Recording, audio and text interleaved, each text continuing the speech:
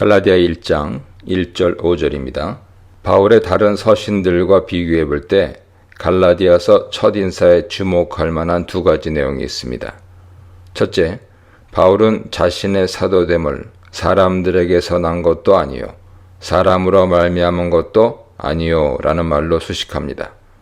바울이 자신의 사도됨의 기본과 진정성을 변호하는 것으로 갈라디아서를 시작하는 이유는 갈라디아 교회가 대적자들의 공격 아래 놓여 있기 때문입니다. 그의 사도직에 대한 방어는 그가 전하는 복음 내용이 가지는 진정성 여부와 연관되어 있습니다. 그래서 그런지 둘째로 바울은 첫 인사에서부터 자신이 전하려는 복음의 핵심을 요약하여 첨가합니다. 즉, 그리스도께서 하나님, 곧 우리 아버지의 뜻을 따라 이 악한 세대에서 우리를 건지시려고 우리 죄를 위해 자기 몸을 주셨다는 4절 내용이죠. 바울은 자신의 사도됨이 그리스도와 그를 죽은 자 가운데서 살리신 하나님 아버지에게서 기원한다는 점을 주장합니다. 부활에 대한 직접적인 언급은 갈라디아서 전체에서 1절이 유일하지요. 그것도 그리스도가 아니라 하나님 아버지를 설명하기 위한 표현으로 등장합니다. 6장 15절에 새 창조와 같이 부활로 인한 구속사적 결과들이 언급되긴 하지만 부활이 바울 신학에서 차지하는 위치를 고려할 때 이것은 이례적이죠. 갈라디아서에서는 그 논쟁 성격상 부활보다는 십자가 죽음이 강조된다는 점을 앞으로의 설명에서 발견하게 될 것입니다. 편지 수신인이 한 회중이 아니라 갈라디아 지방의 여러 교회들이라는 점도 눈여겨볼 만하죠. 갈라디아서에서 다루는 신학적 목회적 문제가 여러 회중에게 영향을 미쳤다는 것입니다. 바울은 그들에게 하나님 아버지와 그리스도의 은혜와 평강을 빕니다. 은혜와 평강이라는 인사는 신학적 배경을 갖는 표현입니다. 로마서 5장에서 바울이 밝히듯 그리스도의 은혜로 인해 우리는 비로소 하나님과 평화를 누리게 되었습니다. 즉, 우리 하나님 아버지와 주 예수 그리스도로부터 은혜와 평강이 있기를 이라는 인사는 초대교회가 전한 복음에 대한 또 다른 요약입니다. 구약에서나 1세기 그리스도 로마의 사회문화적 배경 속에서나 은혜는 후견인이 예속인에게 베푸는 선물입니다. 갈라디아서에서 이 은혜는 때로는 하나님의 은혜로, 때로는 그리스도의 은혜로 표현됩니다. 1장 14절, 2장 21절, 그리고 1장 6절 참조하세요.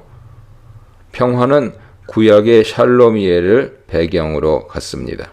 이 샬롬은 단순히 전쟁이 없는 상태가 아니라 인간이 하나님, 이웃, 자기 자신, 자연과의 관계 속에서 마땅히 누려야 할 기쁨을 충만히 누리는 상태를 일컫습니다. 4절입니다. 4절은 예수께서 행하신 사역을 간결하게 요약하고 있습니다. 첫째, 먼저 우리 죄를 위해 자신을 내어주신 십자가 사건은 그리스도께서 행하신 사역의 핵심을 이룹니다. 편지 본론에 들어가서 바울은 나를 위하여 자기 자신을 버리신 하나님의 아들 2장 20절이죠. 그리스도께서 우리를 위하여 저주를 받은 바 되사 율법의 저주에서 우리를 속량하셨으니 3장 13절이죠. 등의 표현을 통해 십자가 주제를 더 발전시킵니다.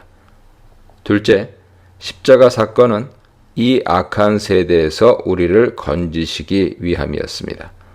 바울은 여기에서 이 세대의 특징을 한마디로 악함이라고 규정합니다. 이 세대의 악함은 하나님 통치의 부재에서 기인합니다. 하나님 다스림을 거부하는 인간은 자기 중심, 자기 높임 속에서 살아가는데 그것이 바로 인간이 건짐받아야 할 죄의 상태죠. 이 악한 세대에서 건짐받아 하나님 다스림 속으로 들어가는 것이 유대인들이 이해한 구원입니다. 그 하나님의 다스림이 임하는 때에 피족의 전체와 하나님 백성을 향한 하나님의 목적이 성취되는데 그날이 바로 이 세대가 끝나는 날이요 다음 세대가 시작하는 날, 이른바 종말입니다. 예수님 당시 유대인들이 이 종말을 간절히 기다릴 수밖에 없는 이유죠. 그 종말은 임했습니까? 바울이 본 것은 예수 그리스도를 통해 그 종말이 역사 한가운데로 침투해 들어왔다는 것입니다. 그리스도께서 자신을 주심으로 죄가 다스리는 이 세대 속에서 그 죄의 노예로 살아가는 우리를 건져내셔서 하나님의 다스림 아래에서 살게 하셨다는 것이죠. 셋째, 이 모든 것은 하나님 아버지의 뜻을 따라서였습니다.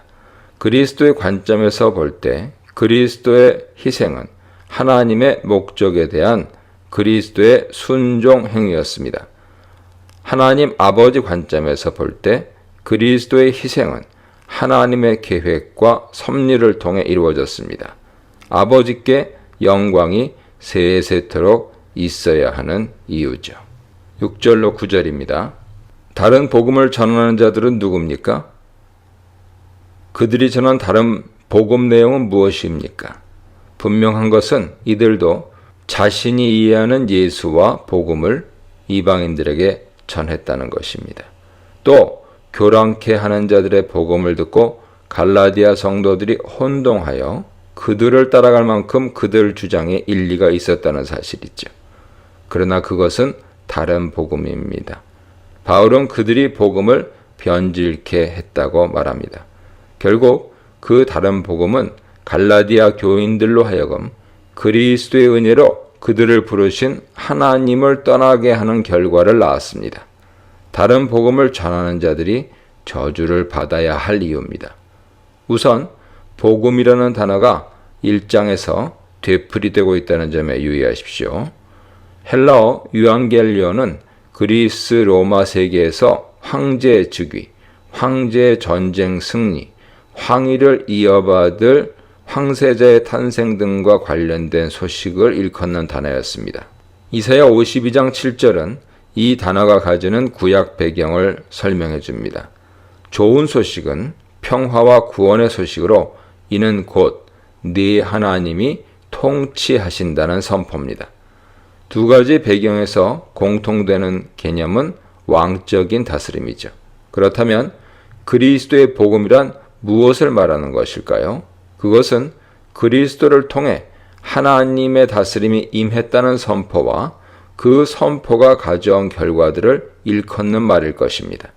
지금까지 다른 신을 섬기고 다른 삶의 원리를 따라 살았던 갈라디아인들에게 그리스도를 통해서 하나님의 다스림이 임했다는 선포는 이방인인 그들도 이제 하나님의 백성으로 하나님의 통치 아래 살도록 부름받았음을 전제하고 있습니다.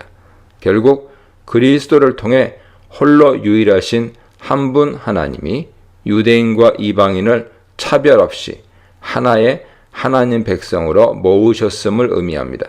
그렇다면 다른 복음은 무엇입니까? 2장 이하 문맥에서 더 분명히 드러나겠지만 다른 복음은 여전히 유대인들만을 하나님의 완전한 백성으로 인정하는 선포입니다. 할례와 율법 준수가 중요한 자격 요건으로 등장하죠. 이는 결국 하나님의 보편적 다스림과 은혜를 부인하는 복음입니다. 10절입니다. 바울이 전한 복음 속에는 사람들의 인정을 받을 수 없는 어떤 부분이 있었음을 시사합니다. 반면 바울 대적자들이 전한 다른 복음은 사람들을 기쁘게 하는 요소들이 있었던 것으로 보입니다. 갈라디아 교회에 침투한 유대파 그리스도인 선교사들은 예수를 메시아로 받아들이면서 동시에 할례와 율법을 지켜야 진정한 하나님 백성이 될 수 있다고 가르친 것으로 보입니다. 이 다른 복음은 다른 유대인들로부터의 핍박을 피하고 오히려 이방인들을 할례와 율법으로 인도함으로써 유대인 공동체 인정과 칭찬을 받는 결과를 낳았을 것입니다.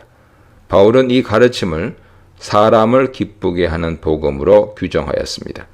이것은 동족들로부터의 핍박은 명쾌할 수 있을지 몰라도 십자가의 능력을 가리는 것이었습니다. 5장 11절, 6장 12절 보세요. 어찌 이러한 자들을 그리스도의 종이라 칭할 수 있겠습니까? 그리스도의 복음을 있는 그대로 지키려는 바울의 열정을 볼 수 있습니다. 이 문단에서는 복음으로 살아난 사람 바울, 복음을 주신 그리스도, 다른 복음은 없다에 대해 묵상해 보시기 바랍니다. 갈라디아 1장 11, 12절입니다. 바울이 강력하게 부인하는 것이 무엇인지 보면 그가 어떤 공격을 받았는지 알 수 있습니다. 유대파 그리스도인 선교사들이 보기에 바울 복음은 하나님으로부터 기인한 것일 수 없습니다. 그들이 볼 때 바울 복음은 오랫동안 하나님의 언약 수단이 되어온 율법과 할례를 결여하고 있기 때문이죠. 바울은 예루살렘 방문 때 예루살렘 교회 사도들로부터 이 복음을 듣고 배웠을 것이나 정작 복음의 중요한 내용을 결여하고 있다고 공격했을 것입니다. 이는 동시에 바울의 사도적 권위에 대한 공격이기도 하죠. 12절에서 바울은 그가 전하는 복음이 예수 그리스도의 계시로 주어진 것이라고 주장합니다. 여기서 바울은 틀림없이 그의 다메섹 경험을 염두에 두고 있을 것입니다. 다메섹 경험은 바울에게 무엇을 의미합니까? 다메섹에서 바울은 부활하셔서 하나님 보좌 우편에 오르신 예수를 만납니다. 유대인 바울은 예수가 모든 유대인들이 기다리는 종말 부활 가운데 이미 들어가셨다는 사실과 부딪혔을 것입니다. 새로운 창조를 덧입고 하나님 보좌 우편에 그가 오르신 것은 그가 완전한 하나님 백성으로 의로움을 성취하고 완전한 거룩과 영광에 이르렀음을 의미하죠. 바울에게 예수의 하나님 우편 고향은 첫째로 미래에 일어날 것이라고 기대했던 종말의 모든 약속들이 이미 다 성취되었다는 것을 의미합니다. 종말이 이미 왔고 다음 세대의 새 창조가 이미 시작되었다는 놀라운 사실에 부딪힙니다. 둘째, 종말에 일어날 그 모든 일들이 오직 한 사람, 예수 위에만 임했음을 의미합니다. 뒤집어 보자면 예수만이 유일한 이스라엘, 하나님의 백성이 된 것이죠. 종말의 새로운 창조가 예수 한 사람 안에서만 성취되었다면 이제 하나님 백성들은 누구에게로 가야 그 새 창조를 경험할 수 있을까요? 이 지점에서 바울의 그리스도 안에 신학이 형성됩니다. 율법을 소유한 유대인이든 율법이 없는 이방인이든 이제는 모든 것을 성취하신 그리스도 안에서 그가 성취한 구원을 함께 누린다는 것이 바울이 전한 복음의 핵심 주장입니다. 즉 이제는 율법이 하나님 백성 기준이 아니라는 것입니다. 13, 14절입니다. 다메섹 경험 이전에 바울은 그리스도의 교회를 멸하려 했던 자입니다. 우리는 그 이유를 그 다음 구절에서 찾을 수 있습니다. 바울은 유대주의와 조상 전통에 대해 특별한 열심을 품고 있던 자였습니다. 공생의 사역 동안 예수는 유대인들의 정결법과 안식법을 비롯한 모세율법을 규정대로 지키는 것에 큰 의미를 두지 않았습니다. 그는 율법과 함께 유대주의의 근간을 이루는 성전을 허물겠다는 발언도 서슴지 않았습니다. 예수에 대한 이러한 부정적 인식 위에 예수는 나무에 달려 죽음으로 하나님의 저주를 받은 자라는 인식이 유대인들에게 만연되었을 것입니다. 이렇듯 율법과 성전을 모독하고 하나님의 저주를 받아 죽은 예수를 따르는 유대인 공동체가 있다는 소식은 율법에 열심 있는 자, 바울을 움직이게 하는 충분한 이유가 되었을 것입니다. 민수기 25장 11절 이하에 등장하는 비느하스 이야기는 후대 유대인들에게 율법에 대한 열심을 고취시키는 대표적인 사건으로 전수되었습니다. 율법에 대한 열심을 품고 배교한 동족들을 처단하여 이스라엘 전체를 보존한 비느하스는 하나님으로부터 의롭다 여김 받습니다. 시편 106편 31절 참조하세요. 즉 예수를 십자가에 못 박은 것은 유대주의가 취하리라 예상 가능한 행위였고, 바울이 그리스도의 교회를 멸하려 했던 것 또한 비느하스 이야기에 비추어 충분히 이해되는 행동이었습니다. 바울은 교회를 핍박하면서 틀림없이 이것이 하나님을 섬기는 예라고 여겼을 것입니다. 15, 17절입니다. 15절에서 바울은 먼저 그리스도의 교회를 핍박하던 자신을 하나님이 택하여 부르신 것은 오직 하나님의 은혜였음을 말합니다. 주님의 몸된 교회를 멸하려 했던 바울을 하나님이 부르신 것은 앞으로 바울이 전해야 할 복음 은혜를 그대로 대변해 줍니다. 바울 자신이 하나님 은혜의 살아있는 증거인 셈이죠. 16절에서는 하나님이 바울 속에 그의 아들을 계시하시는 것을 기뻐하셨다고 말합니다. 바울이 전할 복음의 내용은 바울 안에 거하시는 그리스도에 관한 것입니다. 그가 전하는 복음의 내용이 단순히 어떤 지식이 아니라 자신의 삶을 통해 보여줄 수 있는 실제임을 전제하고 있습니다. 질그릇과 같은 바울 자신 속에 보화 같은 그리스도께서 거하심을 그대로 보여주는 것이 그의 사명입니다. 16절에서 발견해야 할 또 하나의 중요한 내용은 하나님께서 바울을 택하셔서 부르시고 바울 속에 그리스도를 계시해 주신 것이 하나님의 아들을 이방인에게 전하기 위함이라는 것이죠. 율법이 아니라 그리스도를 통해서 구원을 누리고 새로운 창조 속으로 들어간다는 바울 복음은 유대인과 이방인을 구별하지 않았습니다. 세상을 창조하신 하나님이 유대인뿐만 아니라 이방인의 주인이기도 하시며 이제 그의 아들을 통해 유대인과 이방인 모두를 하나의 백성으로 부르신다는 좋은 소식을 전하기 위해 바울을 부르시는 것을 하나님은 기뻐하셨습니다. 그리스도의 계시를 통해 복음을 위임받은 후 바울은 어떤 사람과 의논하거나 예루살렘 사도들을 만나러 가지도 않았습니다. 그의 사도직은 그리스도의 계시에만 의존합니다. 그는 당시 나바티아 왕국이 있었던 아라비아 지방, 지금의 요르단 페트라 지역인데요. 아라비아 지방으로 가서 복음을 전하고 다시 다메섹으로 돌아왔습니다. 어떤 학자들이 주장하는 대로 나바티아 왕국이 이스마엘 후손들이 세운 왕국이었다면 바울은 이방인을 위한 복음을 위해 부름받은 뒤에 가장 먼저 이스마엘 후손들에게로 달려가 이제는 비로소 아브라함의 후손이 하나의 가족을 이루게 되었음을 전한 셈이 되는 것이죠. 18절로 20절입니다. 바울은 계속해서 자신의 사도직이 예루살렘의 사도들에 의존되어 있거나 자신이 전하는 복음이 그들에게서 파생된 것이 아님을 강조합니다. 그의 첫 예루살렘 방문 동안 바울은 베드로와 야고보를 만났을 뿐이죠.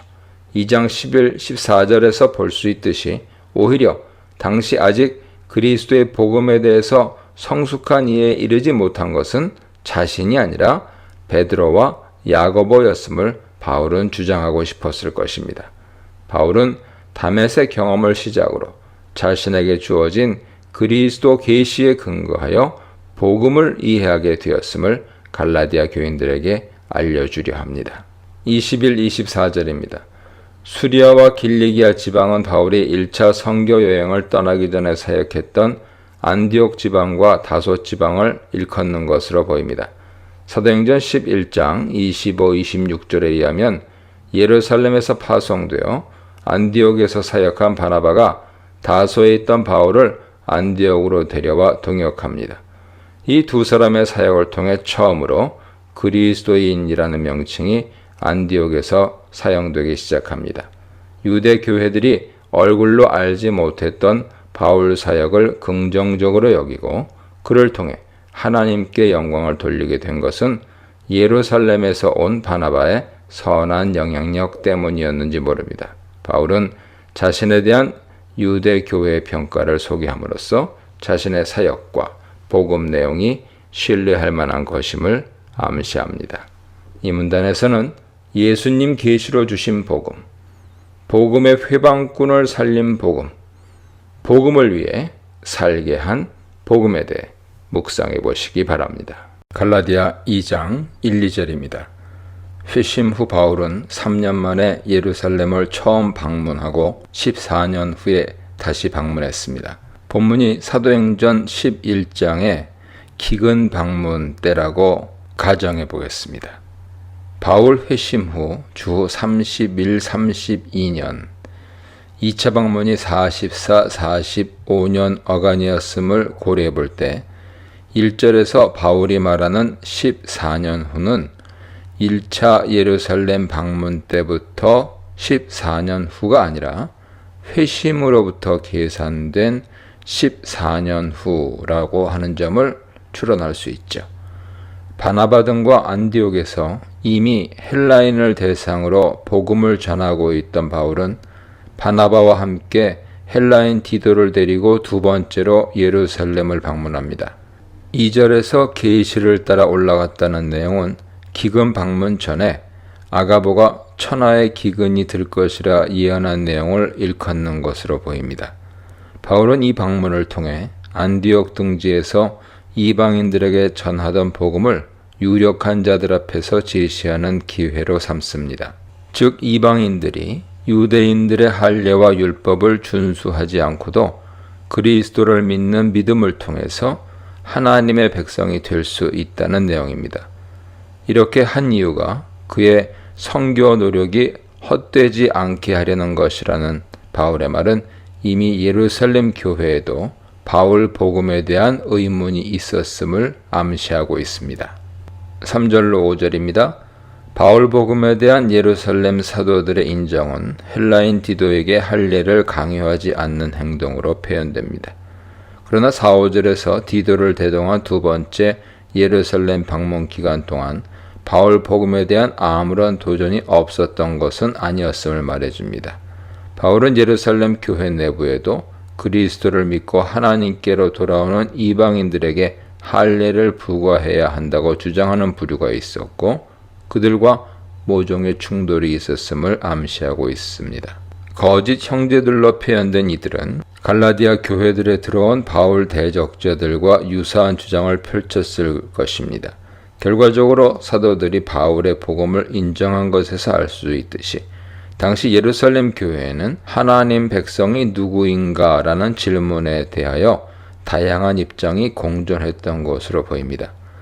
이들 거짓 형제들은 그리스도 예수 안에서 우리가 가진 자유를 빼앗고 오히려 종으로 삼으려 한다는 것이 바울의 평가입니다. 바울은 편지 후반부에서도 그리스도께서 우리를 자유롭게 하려고 자유를 주셨으니 다시는 종의 멍에를 매지 말라고 말하면서 그리스도를 통해 얻는 자유와 율법 아래에 있는 종 상태를 대조합니다.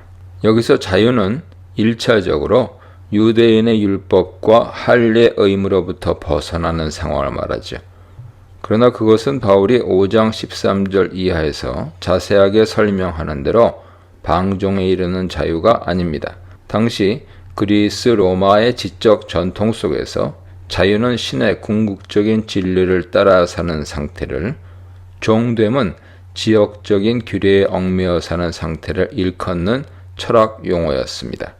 하나님의 절대적인 진리가 그리스도 예수를 통해서 유대인과 이방인 모두에게 계시된 이상 바울은 그리스도 안에 있는 그 자유를 포기하고 다시 종으로 살게 하려는 거짓 형제들의 시도에 조금도 양보하지 않았습니다. 복음 진리를 훼손하지 않기 위함이죠.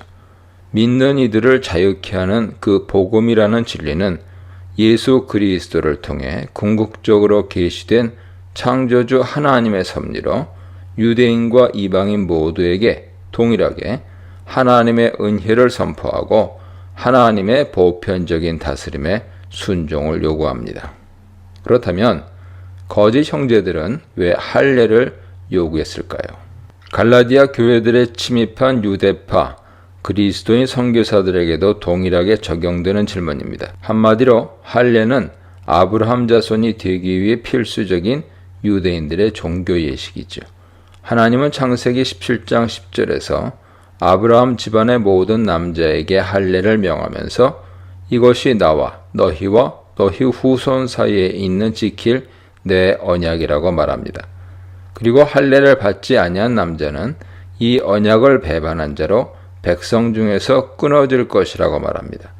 바울 대적자들은 회심한 갈라디아 교인들에게 창세기 17장을 성경 근거로 사용하여 할례를 주장했을 것입니다. 할례를 하나님 백성의 표지로 제시하는 구약 구절은 선지서에도 등장하죠. 이사야는 종말에 회복될 시온을 노래하면서 이제부터 할례 받지 아니한 자와 부정한 자가 다시는 네게로 들어옴이 없을 것임이라고 선포합니다. 바울 대적자들이 아무런 논리 근거 없이 할례를 주장한 것은 아니었음을 인정해야 갈라디아 논쟁 핵심으로 들어갈 수 있습니다. 이런 성경적인 주장에 대해 바울은 뭐라고 답할 수 있을까요? 이것이 바로 바울이 편지 본론에서 집중적으로 다루는 문제입니다. 일단 여기에서는 언약의 표지 역할을 했던 할례의 구속사적 효력이 다했음을 그리스도 계시가 보여주었다는 정도로만 언급하겠습니다. 6절 9절입니다. 바울은 예루살렘의 유력한 사도들이 자신이 이방인들에게 전하는 복음을 인정했다는 점을 강조합니다. 예루살렘 공회에 이르기까지 예루살렘 교회는 이방인과 율법의 관계에 대한 신학적인 정리가 되어 있지 않았다는 점을 다시 기억해야 합니다. 갈라디아 교회에 침입한 유대파 그리스도인 선교사들은 예루살렘 교회의 유력한 사도들도 자신들의 입장을 지지하는 것처럼 주장했을 가능성이 큽니다. 먼저 바울은 유력한 사도들이 과거에 어떤 자였는지 자기에게 전혀 중요하지 않고 하나님도 사람의 지위나 외적인 모습을 중요하게 여기지 않으신다고 말합니다. 야고보, 베드로, 요한이 초대교회에서 차지하는 지위를 생각해 보면 복음 진리 앞에서 담대한 바울의 면모를 이해할 수 있죠. 이들 유력한 사도들은 바울 복음에 추가적인 할례나 율법 규례를 요구하지 않았습니다. 원문상 7절로 9절은 8절을 삽입절로 하는 하나의 문장인데 문장의 중심은 야고보, 베드로, 요한이 나와 바나바에게 친교의 악수를 하였다입니다. 7절과 9절 상반절의 분사 근문들은 그 근거를 제공하죠. 즉 내가 무할례자에게 복음 전함을 맡은 것을 중략 보았고 중략 내게 주신 은혜를 알므로가 그 근거입니다. 바울은 하나님이 베드로는 할례자의 사도로 자신은 이방인의 사도로 삼았을 뿐이지 두 사람에게 동일하게 역사하신다는 점을 상기시킵니다. 결국 바울 일행은 이방인에게 다른 사도들은 할례자에게 복음을 전한다는 공통 이해 아래 그들은 친교의 악수를 했습니다.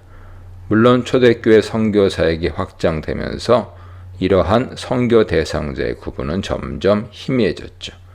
바울이 개척한 고린도 교회에 게바파가 있었다는 점, 베드로전서 수신자들이 주로 이방인들로 추정되는 점을 보면 이를 알 수 있습니다. 예루살렘 교회 기둥들로부터 자신의 사도직과 복음을 인정받았다는 점은 대적자들의 비판으로부터 자신을 방어할 수 있는 중요한 논거로 작용했을 것입니다. 10절입니다. 오순절 사건 이후 땅과 재산을 팔아 유무상통했던 예루살렘 교회가 그러한 생활 방식을 계속 고수했다면 팔레스타인 지역을 휩쓴 기근에 성도들 전체가 함께 피해를 입었을 가능성이 큽니다. 예루살렘 교회를 위한 이방인들의 헌금은 구제 목적 이외에도 유대인과 이방인이 한 하나님의 백성이 되었다는 상징 표현입니다. 즉 구제 헌금 자체가 복음 내용을 상징적으로 반영하고 있는 셈이죠. 이 문단에서는 타협 없는 복음, 사도들도 인정한 할례 없는 구원, 지도자들도 인정한 바울을 통한 하나님의 은혜의 사역에 대해 묵상해 보시기 바랍니다. 갈라디아 2장 11, 14절입니다. 베드로와 다른 유대인들이 안디옥 교회에서 이방인 그리스도인들과 함께 겸상하는 모습이 상징적으로 보여주는 것은 무슨 내용입니까? 바울이 3장 28절에서 재차 강조하듯이 유대인이나 헬라인이나 그리스도 예수 안에서 하나라는 복음 진리를 보여주는 것이죠. 유대인들의 정결법에는 어긋나지만 정결법의 종말적 성취라고 할 수 있는 성령의 거룩하게 하심이라는 새로운 기준에 비추어 볼 때 유대인과 이방인이 그리스도 안에서 한 하나님의 백성 되는 복음의 진리를 살아내는 모습이 있죠. 문제는 야고보에게서 온 이들이 도착하자 베드로 일행이 이방인과의 식탁 교제를 포기하면서 발생합니다. 유대로부터 온 이들이 이방인 그리스도인들에게까지 정결법을 부과하려 했는지는 의문입니다. 그러나 이들이 베드로에게 유대인의 정결법을 따라 이방인을 대해야 한다고 압력을 가한 것은 분명해 보입니다. 결과적으로 베드로는 이방인과 함께 교제할 수 없게 되었죠. 유대인과 이방인 모두로 구성된 하나님의 백성 공동체가 깨진 것입니다. 더 큰 문제는 이러한 베드로의 행동이 이방인 그리스도인들에게 유대인과 식사할 수 있는 온전한 하나님 백성이 되기 위해서는 율법과 할례를 통과해야 한다는 메시지를 전한다는 점이죠. 그래서 바울은 베드로를 정면으로 반박합니다. 네가 예수를 믿는 유대인으로서 이방인들과 함께 식사하며 유대인의 규례를 따라 살지 않았으면서 어떻게 이방인 그리스도인들로 하여금 유대인이 되게 하려느냐. 베드로 행동이 일관되지 못함을 지적한 것입니다. 15, 16절입니다. 바울과 베드로 사이에 합의된 부분입니다. 바울은 유대인과 이방인을 출생으로 구분하고 죄인을 이방인의 또 다른 이름으로 사용했던 유대인들의 관행을 상기시킵니다. 이방인이 죄인인 이유는 율법을 준수하지 않기 때문이죠. 모세 율법은 유대인이 하나님과의 언약을 이행하는 수단입니다. 언약 안에 머무르기 위해서 이스라엘은 율법을 준수해야 하고 율법은 그것을 지키는 자에게 생명을 약속합니다. 레위기 18장 5절 보세요. 회심 이전에 바울을 위시한 유대인들은 율법을 중심으로 운영되는 이러한 삶의 체계에 대한 확신을 가지고 있었습니다. 빌립보서 3장 6절 보세요. 그러나 다메섹 사건을 통해 바울은 이러한 율법이 중심이 되는 언약 체계가 예기치 못한 놀라운 결말을 맞이하게 되었음을 알게 됩니다. 바울이 자신의 복음이 그리스도의 계시를 통해 주어진 것임을 누누이 강조하는 이유가 여기에 있습니다. 하나님의 언약 목적과 계획이 그리스도를 통해 성취되고 완성되었다는 확신 속에서 볼 때 더 이상 누구도 율법의 행위로는 의롭다함을 얻을 수 없습니다. 그것이 안식법, 정결법, 음식법이든 다른 어떤 율법 규정이든 율법 행위를 통해서는 이제 누구도 하나님과 정상적 언약 관계를 누리지 못합니다. 즉, 의로움에 이를 수 없습니다. 그 의로움은 율법의 준수가 아니라 그리스도의 믿음, 신실하심을 통해서만 주어집니다. 이스라엘은 하나님과의 언약에 실패했지만 유일하고 진정한 하나님 백성인 예수는 하나님을 향한 언약적 신실함을 보이셨습니다. 그는 능동적으로 아버지 모든 뜻에 순종하셨고 수동적으로 십자가의 소명을 묵묵히 받아들이셨습니다. 하나님과의 언약에 신실하셨던 예수야말로 아브라함의 유일한 자손입니다.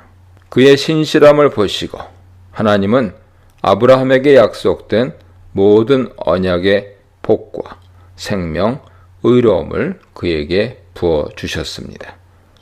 그리고 우리로 하여금 그 그리스도 안에서 언약의 약속들을 함께 누리게 하셨습니다.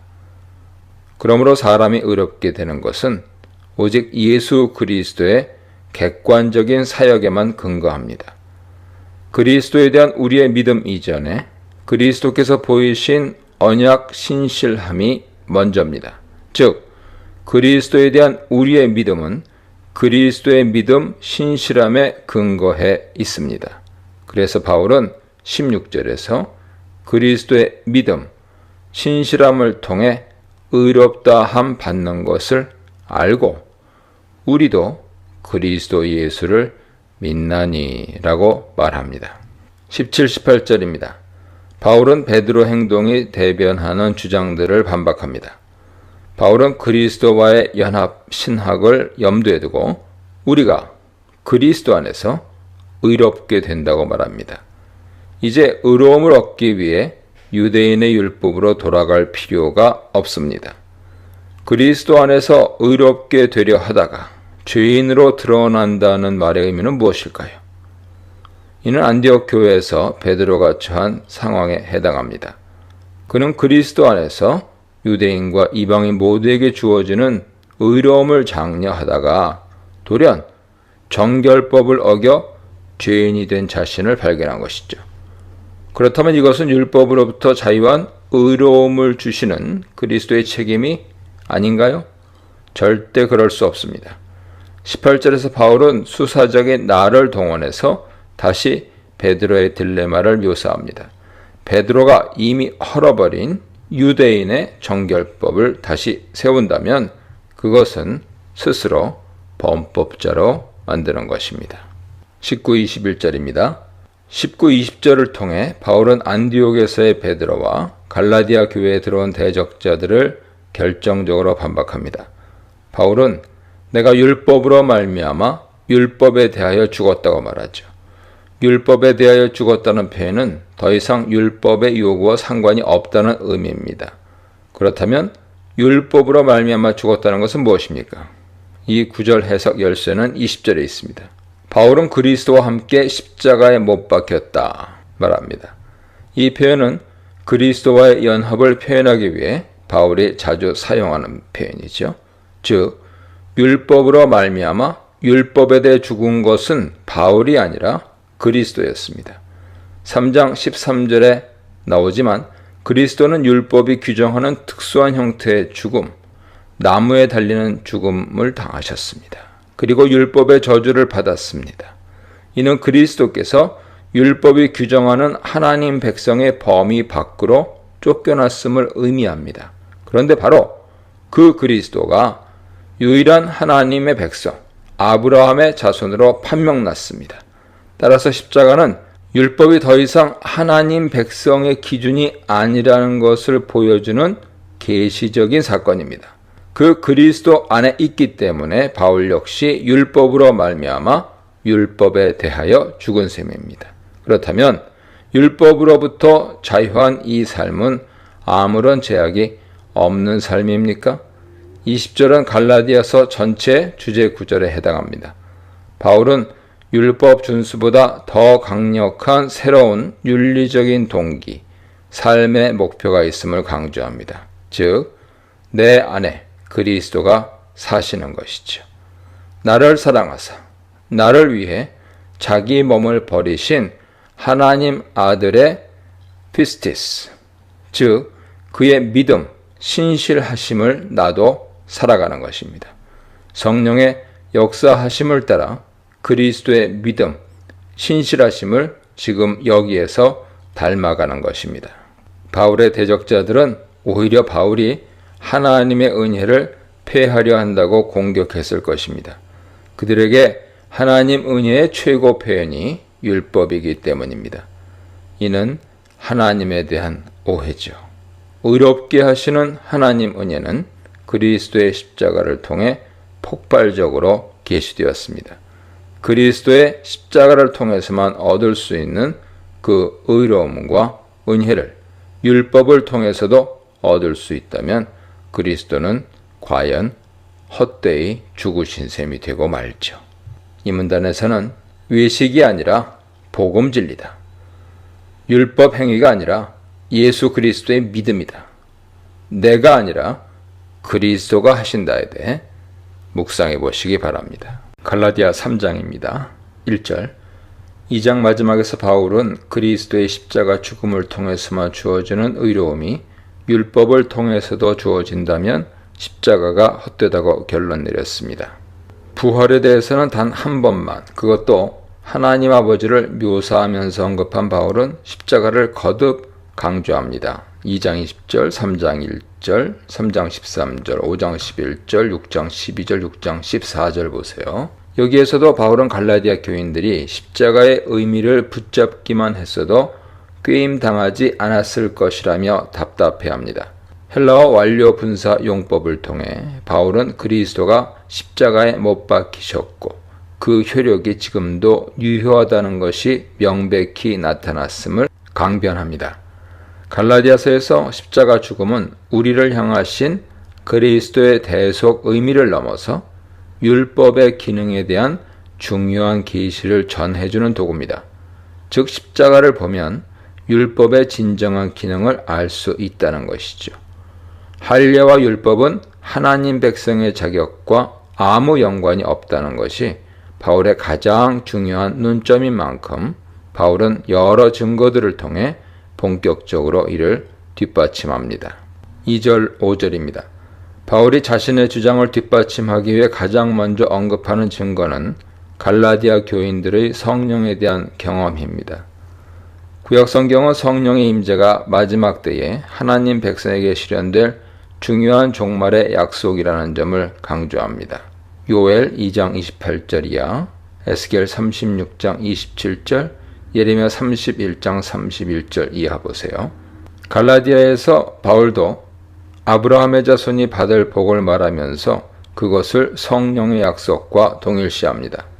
2절에서 바울은 그들이 예수 그리스도에 관한 복음을 듣고 그것을 믿었을 때 성령을 받았음을 전제하고 있습니다. 즉 유대인의 율법과는 아무런 상관없이 아브라함 자손의 표지인 성령의 임재가 그들에게 실현되었다는 것이죠. 여기서 예수 그리스도의 복음이 선포될 때 성령이 역사하신다는 것과 그 복음을 믿을 때 성령이 개인에게 임한다는 것을 확인할 수 있습니다. 이렇듯 아브라함 자손, 즉 그리스도인의 삶은 성령의 소유로 대변됩니다. 그리고 갈라디아 교인들은 성령으로 훌륭하게 그 삶을 시작했습니다. 그런데 그들은 그 삶을 계속해서 이어나가지 않고 돌연 율법으로 성령을 대체하려 했다는 것이 바울의 설명이죠. 이에 대해 바울은 육체로 완성하려 했다고 진단합니다. 육체로 번역된 헬라어 사락스는 하나님 없는 이 세대, 이 세상과 그 속에 속한 인간의 모든 활동과 죄악된 본성을 통칭하는 말입니다. 놀랍게도 바울은 율법을 사락스의 한 요소로 평가한 것이죠. 3절에서 바울이 사용한 시작하다와 완성하다 두 동사가 동시에 사용되는 빌립보서 1장 6절에서 바울은 너희 안에서 착한 일을 시작하시니가 그리스도 예수의 날까지 이루실 줄을 우리가 확신한다고 말합니다. 즉 하나님께서 성령으로 시작하신 일을 성령으로 완성하신다는 말입니다. 성령은 지금 여기에 임한 다음 세대의 하나님 나라를 대표하죠. 이 악한 세대에서 건짐을 받고 다음 세대 하나님 나라에 속하게 되었으면 계속해서 그 나라의 삶의 원리인 성령 가운데 머물라는 것입니다. 4절에서 바울은 갈라디아 교인들이 이같이 많은 괴로움을 헛되이 받았느냐고 질문합니다. 여기 사용된 동사 파스코는 일반적으로 고통, 괴로움을 받다를 의미하는데 드물지만 긍정적인 경험을 하다를 의미하기도 합니다. 후자라면 당연히 성령 경험을 말하겠죠. 지금까지 체험한 성령 역사를 헛되이 경험했느냐는 것이죠. 5절에서 바울은 다시 한번 그들이 유대인의 율법과는 상관없이 성령과 하나님의 능력을 경험했음을 상기시킵니다. 예수 그리스도의 복음을 듣고 들은 것을 믿었을 때 하나님의 영인 성령이 그들 가운데 임하사 능력을 행하셨다는 것입니다. 유대인의 율법을 지키지 않고도 그 율법의 이상을 달성했다면 율법 아래 거할 필요가 있겠습니까? 그리스도의 복음은 율법의 성취요 완성입니다. 6절로 9절입니다. 이제 바울은 두 번째로 창세기 아브라함 이야기 해석을 통해서 자신의 주장을 뒷받침합니다. 아브라함 이야기는 대적자들이 먼저 사용했을 가능성이 큽니다. 아브라함 언약의 징표는 할례죠. 유대인들에게 아브라함 언약은 430년 후에 모세 언약을 통해 완전하게 표현됩니다. 두 언약은 하나의 언약인 셈이죠. 심지어 유대인들은 이는 아브라함이 내 말을 순종하고 내 명령과 내 계명과 내 율례와 내 법도를 지켰습니다. 창세기 26장 5절 9절에 근거하여 아브라함도 미리 율법을 지켰다고 믿었습니다. 하나님 백성 아브라함의 자손 되는 자격은 할례와 율법의 준행이라는 점에서 바울 대적자들은 다른 유대인들과 마찬가지로 조금도 양보가 없었을 것입니다. 또는 어떤 점에서 아브라함은 원래 이방인이었으나 하나님의 부름을 받고 율법과 할례를 행한 본보기로 여겨질 수 있습니다.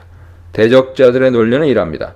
아브라함은 창세기 15장에서 하나님을 믿고 17장에서 할례를 행했으며 26장에서 율법을 행했다. 갈라디아 교인들도 하나님을 믿었으니 이제 할례와 율법을 행할 차례다라고 말이죠. 매우 성경적으로 보이는 이들의 논리를 바울은 어떻게 반박했을까요?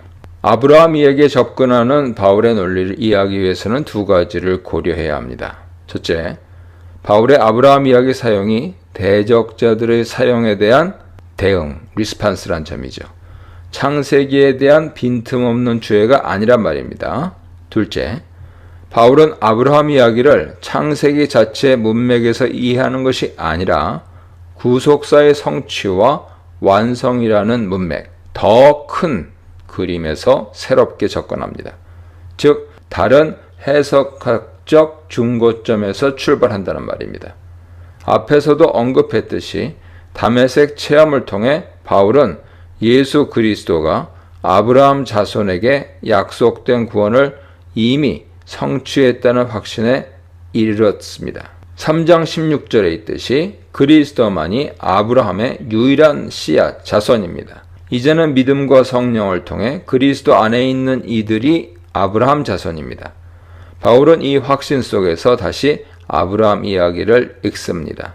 예수 그리스도가 구약, 율법, 이스라엘 역사의 성취와 완성이라는 구속사적 사실 속에서 보면 아브라함 이야기의 가장 중요한 부분은 할례가 아닙니다.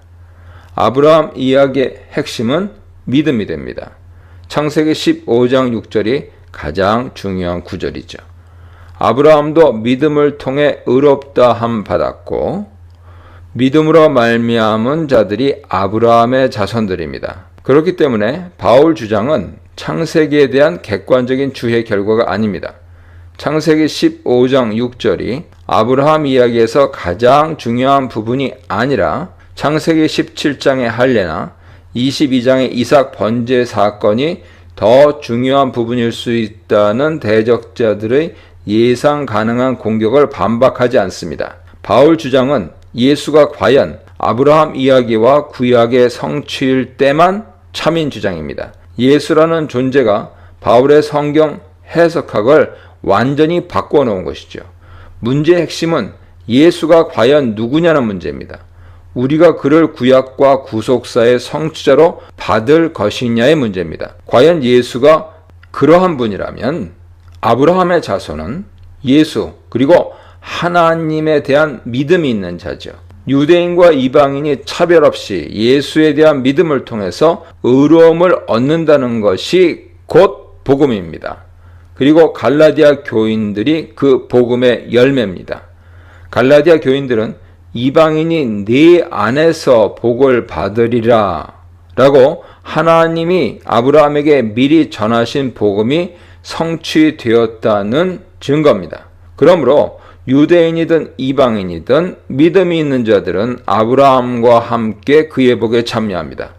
아브라함 안에 있는 그의 유일한 자손 예수 그리스도가 아브라함의 복에 먼저 참여하고 이제 우리가 그리스도 안에서 그 복에 참여하는 구속사의 놀라운 전개를 암시하는 구절이죠. 이 문단에서는 십자가를 훼손하는 다른 복음, 성령 역사를 훼손하는 다른 복음. 아브라함의 믿음을 훼손하는 다른 복음에 대해 묵상해 보시기 바랍니다. 갈라디아 3장 12절입니다. 3장 6절에서부터 바울은 성경을 사용하여 율법으로부터 자유한 복음에 대해 논증하고 있습니다. 구약 창세기만을 놓고 보았을 때 할례를 언약 백성 표지로 삼는 바울 대적자들의 주장이 옳아 보입니다. 율법에 대한 그들의 주장도 마찬가지죠. 신명기 27장 26절이나 레위기 18장 5절은 율법을 행하는 자는 생명을 유지하고 그것을 행하지 아니하는 자는 저주를 받는다는 대적자들의 주장에 더 가까워 보입니다. 바울의 구약 해석과 사용을 이해할 때 가장 중요한 부분은 바울이 가지고 있는 해석학적 중거점이 대적자들의 것과 다르다는 점을 인식하는 것입니다. 그리스도로 인해 옛 언약 시스템이 상당 부분 수정되어야 한다는 깨달음에서 바울 신학은 출발하죠. 그리스도 때문에 종말도 이미 시작되었고 의로움과 생명을 얻어 하나님 백성 되는 방식도 바뀌었고 성경에 대한 이해, 율법에 대한 이해도 바뀌었습니다. 그리스도로 인해 종말이 이미 시작되었다는 문맥 속에서 10절로 12절을 해석해야 합니다. 종말 이전에 해당하는 구약 신명기 27장 26절, 하박국 2장 4절, 레위기 18장 5절의 원래 문맥은 잠시 미루어 둡니다. 바울은 자신의 핵심 주장을 먼저 던집니다. 무릇 율법 행위에 속한 자들은 저주 아래 있다고 말이죠.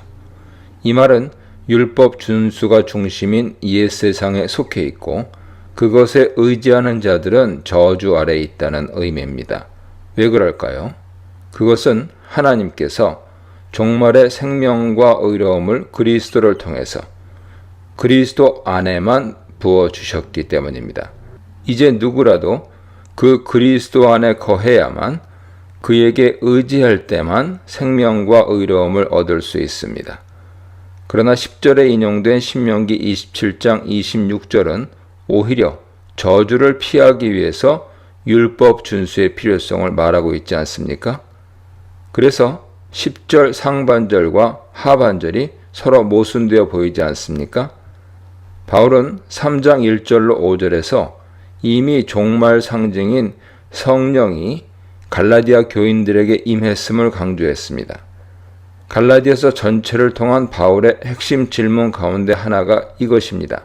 도대체 너희는 어느 시대에 속해 있는가? 신명기 27장 26절이 말하는 것처럼 옛 시대에는 율법을 준행치 아니하는 자가 저주 아래 놓였다.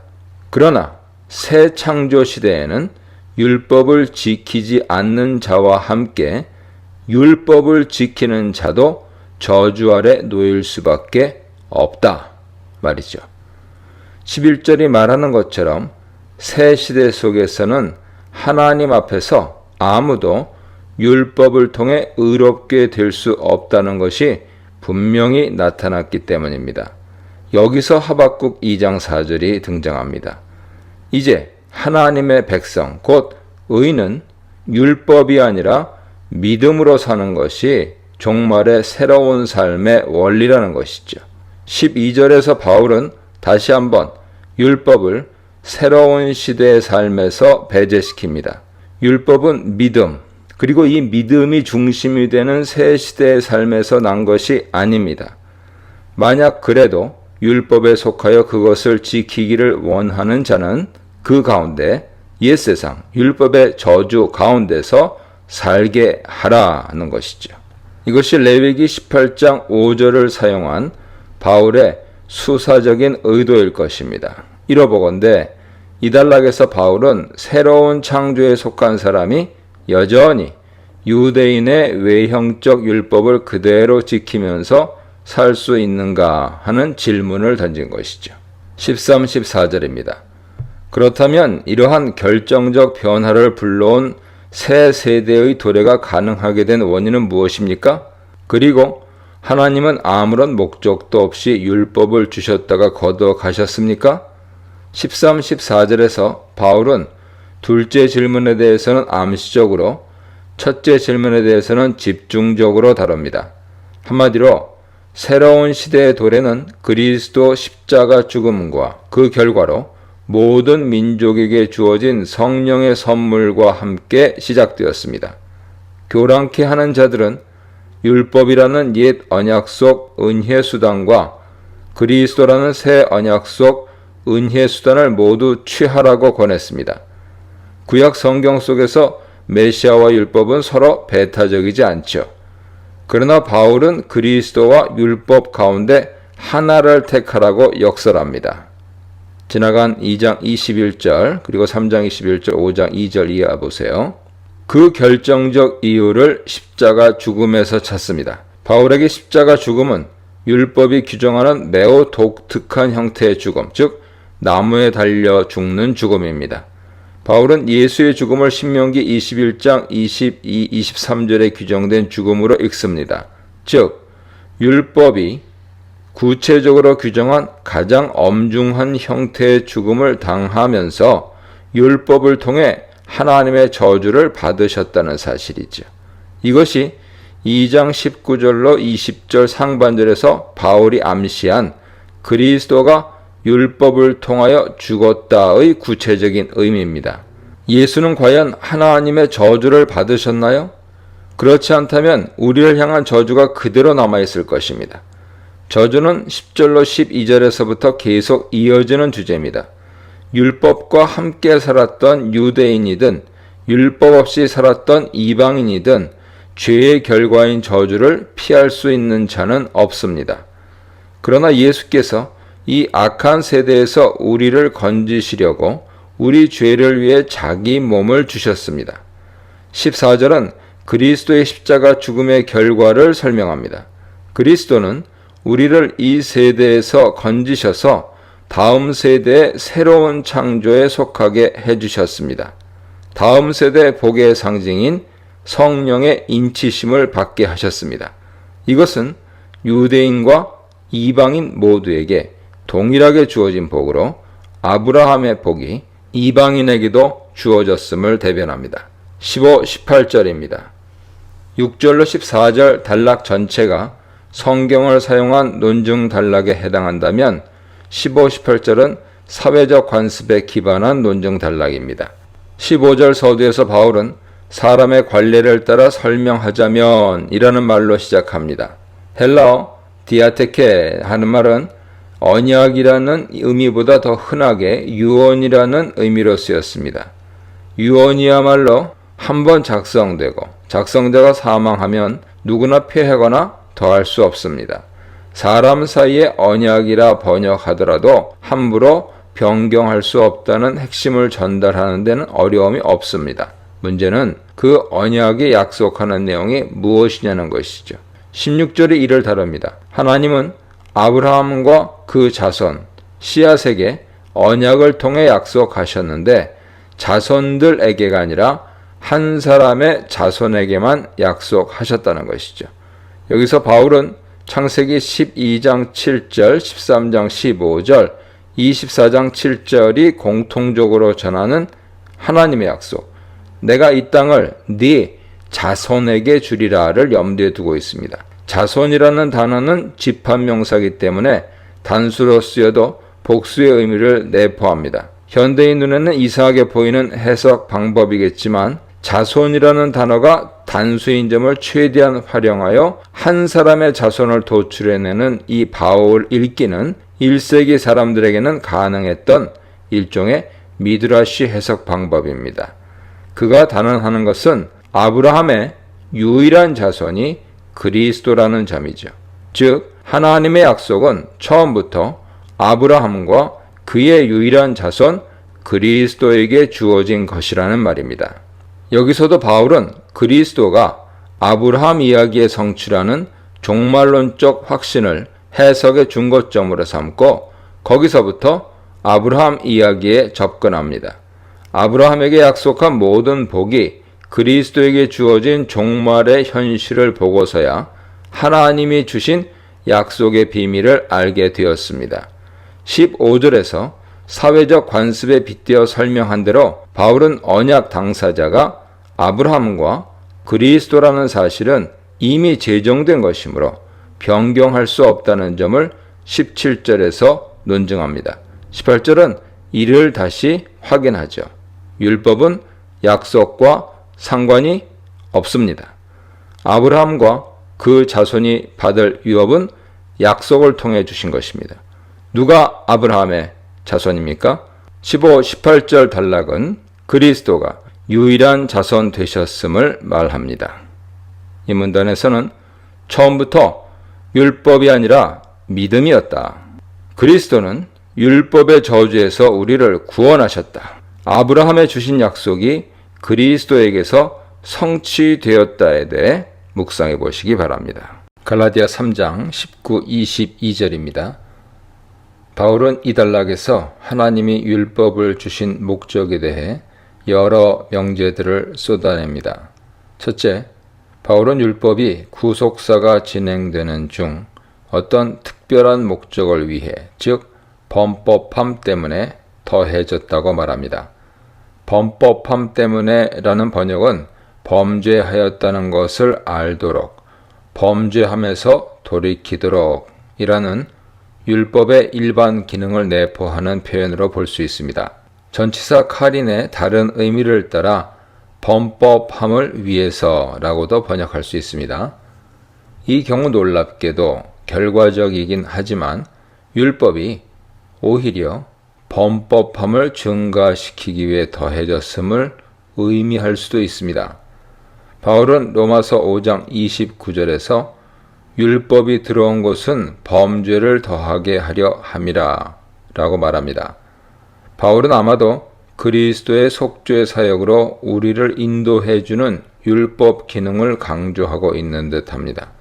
즉 유대인이든 이방인이든 율법 아래 있는 자들은 오히려 그 범법함의 증가로 인해 그리스도께 의지할 수밖에 없다는 것이죠. 물론 이것은 바울이 회심한 후 그리스도 십자가 죽음을 통해서 비로소 발견하게 된 율법 기능이라고 해야 할 것입니다. 둘째, 율법은 천사들을 통해 중보자, 즉 모세의 손으로 주신 것입니다. 율법이 주어지는 과정에서 천사들이 개입되었다는 인식은 사도행전 7장 53절, 히브리서 2장 2절에도 등장하죠.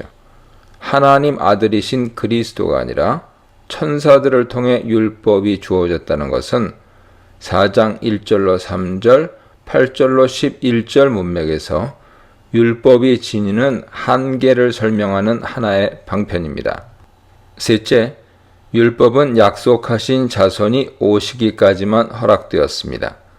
이는 율법의 한시적인 성격을 분명히 말해주는 구절입니다. 넷째, 하나님 계획 속에서 처음부터 율법은 생명을 주기 위해 부여된 것이 아닙니다. 만일 그랬다면 하나님은 생명과 의로움을 율법을 통해 주셨을 것입니다. 율법은 생명과 의로움을 주기 위해 복음과 경쟁하지도 않습니다. 그런 점에서 율법은 하나님의 약속을 반대하지 않습니다. 오히려 율법은 그리스도께서 하나님의 약속을 성취하시도록 돕는 역할을 합니다. 다섯째, 하나님은 처음부터 피스티스 크리스투, 즉 그리스도의 믿음, 신실함을 통해서 그를 믿는 자들에게 아브라함에게 약속하신 복을 주실 것을 계획하셨습니다. 여섯째, 성경은 이 모든 과정에서 모든 것을 죄 아래 가두었습니다. 여기서 성경을 어떻게 해석할지에 대해 여러 견해가 있지만 문맥에서 율법과 사실상 유사한 의미로 쓰인 듯합니다. 율법이 결과적으로는 오히려 범법함을 증가시켰다는 이해와도 통합니다. 그러면 20절의 의미는 무엇일까요? 개역개정 번역대로 중재자는 한 편만을 위한 것이 아니다 라는 번역이 다수의 의견입니다. 중재자인 모세가 천사들과 이스라엘 백성 두 편 사이에서 중재하였다는 의미죠. 이를 통해 바울이 재차 확인하려 하는 것은 율법이 그리스도를 통해서가 아니라 천사를 통해 주어졌다는 사실과 모든 민족이 아니라 이스라엘 백성들에게 주어졌다는 사실입니다. 즉 율법에 제한됨이죠. 그러나 하나님은 한 분이시다. 즉 하나님은 유대인만을 위한 하나님이 아니요 모든 민족의 하나님이시라는 점을 강조합니다. 그래서 모든 민족을 위한 복음은 다른 방법으로 주실 것임을 암시합니다. 23, 25절입니다. 23절은 19절과 22절을 되풀이하고 있습니다. 율법 아래 매인바되고 갇혀 있었던 시기는 구속사 속에서 하나님 백성이 율법 아래 살던 기간을 다메섹 이후의 관점에서 묘사한 표현입니다. 23절에서 추가되는 결정적인 표현은 믿음의 도래인데 바울은 23절을 믿음이 오기 전으로 시작해 믿음이 계시될 때까지로 끝냅니다. 이는 믿음이 어떤 인물이나 사건인 듯한 인상마저 주죠. 피스티스는 앞에 정관사가 있는 점을 고려해보면 이 믿음을 직전의 피스티스, 즉 그리스도의 믿음, 신실함으로 특정해서 번역할 수 있습니다. 23절은 그래서 그리스도가 오실 때까지 율법 아래 놓였다는 의미로 정리됩니다. 이 모든 것을 종합하는 비유가 24절에 등장하죠. 여기서 바울은 주인의 자녀가 장성할 때까지 그를 맡아 잠시 보호하는 훈육교사 관습을 통해 설명합니다. 율법은 훈육교사처럼 그리스도가 오시기 전까지 우리를 맡아 보호했습니다. 결국 율법의 가장 주된 기능은 그리스도의 십자가를 가리키는 것이죠. 이제는 율법이 아니라 믿음, 그것이 그리스도의 믿음, 신실함이든 우리의 믿음이든 믿음으로만 하나님 백성으로 인정됩니다. 25절에서 바울은 다시 율법의 한시적인 성격을 강조합니다. 그 믿음, 즉 그리스도의 믿음, 신실함이 역사 가운데 나타나신 이후에는 우리가 더 이상 유대인의 율법 아래 놓여있지 않습니다. 26, 29절입니다. 이 단락에서 바울은 그리스도와의 연합이 가지는 의미에 집중하고 있습니다. 바울 서신 안에서 그리스도와의 연합 사상은 본문에서처럼 그리스도 안에, 그리스도 안으로 세례받음, 그리스도로 옷 입음, 그리스도의 것임, 그리스도에게 속함 등의 어구로 표현됩니다. 신학적으로 볼 때도 그리스도와의 연합 사상은 바울 신학의 중심이라 할 만합니다. 그리스도와의 연합 사상은 갈라디아 3장 16절에서 시작되어야 할 것입니다. 구속사 속에서 그리스도는 아브라함의 유일한 자손으로 아브라함 자손에게 약속된 모든 복을 성취하셨습니다. 그리스도 안에 성취된 그 은총들은 그 안에 거하는 자에게만 주어집니다. 대표적으로 바울은 3장 13절에서 성령의 약속을 언급하죠. 26절에서 바울은 그리스도 안에서 우리도 하나님의 아들이 되었다 말합니다. 2장 17절에서는 그리스도 안에서 의롭게 되었다고 말합니다. 이 그리스도와 연합한 자는 이제 그리스도의 생명과 그리스도가 사신 삶을 살아갑니다. 27절에 그리스도 안으로 세례받다라는 표현은 그리스도와의 연합을 나타내는 관용 표현일 수도 있고 초대교회 실제 세례의식을 지칭할 수도 있으나 그리스도와 연합된 상태를 말하기는 마찬가지입니다. 그러한 자들은 그리스도로 옷 입었다는 표현이 재미있는 표현이죠. 이 표현은 어떤 사람의 특징, 성격, 생각을 모방하여 그 사람처럼 되다라는 의미를 지닙니다. 그리스도와 연합한 자들은 이제 그리스도의 성품, 생각, 행동을 본받고 닮아간다는 의미죠. 이는 2장 20절에 이제 내가 육체 가운데 사는 것은 나를 사랑하사 나를 위하여 자기 자신을 버리신 하나님 아들의 믿음, 신실함 안에서 사는 것이라는 말과 동일한 고백입니다. 그리스도와 연합하여 성령을 따라 사는 것이야말로 하나님 자녀된 증거라고 바울은 주장하는 것입니다. 그리스도와의 연합을 통해 주어지는 하나님의 약속이야말로 인종이나 사회 신분이나 성별 차이에 구애받지 않고 동일하게 적용되는 복음 진리입니다. 29절은 이를 다시 확인합니다. 그리스도의 것 혹은 그리스도에게 속한 자는 누구든지 아브라함 자손이요 약속을 이을 자입니다. 유대인과 이방인의 구별뿐만 아니라 자유인과 종, 남자와 여자의 구별 없이 하나의 교회 공동체에 속할 수 있다는 메시지는 당시 사회 질서와 관습을 생각할 때 눈여겨봐야 할 대목입니다.